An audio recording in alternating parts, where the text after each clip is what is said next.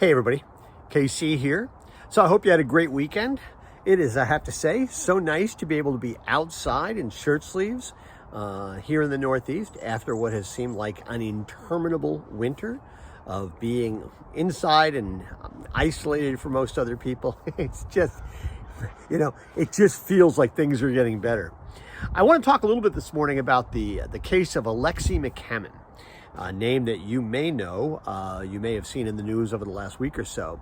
Alexie Mccabe is 27 years old, and she's been, for a number of years now, a journalist at Axios, and I think a really good journalist. I mean, I've seen her in, I've read her stuff, and I've actually seen her on TV, various shows, and she seems, really smart, perceptive, and somebody who, has a really distinguished career ahead of her. And in fact, after her time, at 27, after just a few years at Axios, a couple of weeks ago, she was named the next editor of Teen Vogue. Really, really big job. And I thought, wow, that's amazing. 27 years old. What you would expect maybe from somebody who in 2019 was named the Emerging Journalist of the Year by the National Association of Black Journalists. So, a really impressive young woman. Except, basically in 2011, when she was 17 years old, Alexie Mccabe went on Twitter. She went on social media, and she said things that were derogatory towards Asian people and homophobic. And I haven't actually seen the tweets, but they have been, described in those terms, and it's not like there was a lot of ambiguity there. Again, 17 years old, but it was on social media. And the thing is, one of the things that I guess she didn't realize when she was 17 years old, and that too few people realize even today, is that social media lives forever. And I don't care if you're a company or or an individual, you have to realize that whatever you put on social media, even if you delete it, and she deleted it a few years ago when it came to light, she apologized, she deleted it, said it kind of was going to overshadow, she realized it would overshadow much of the work that she was trying to do, and boy, did she get that right.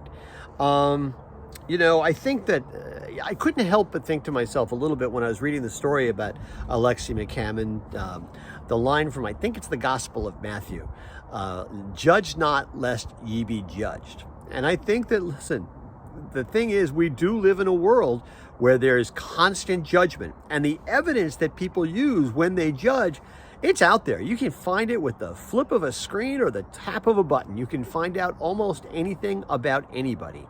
And people, and this I'm talking especially to young people who are on social media, who think this is a great place where they can express their inner thoughts. Be careful, because the things that you say can come back and haunt you later on. Now listen, we'd be living in a lot better world if people didn't think in terms that are homophobic, if people didn't think in terms that are anti-African American, anti-Asian American, whatever it happens to be. And there's lots of evidence of how, ugly tweets are in some ways the least of the problems that we face as a society. I do kind of feel bad for Alexie Mccabe, though. I often feel that sometimes we have to be careful not to judge people on their worst decisions and on the worst days of their lives. It would be far better to judge them on the good decisions they make and the best days of their lives. But unfortunately, that may not be the world we live in these days.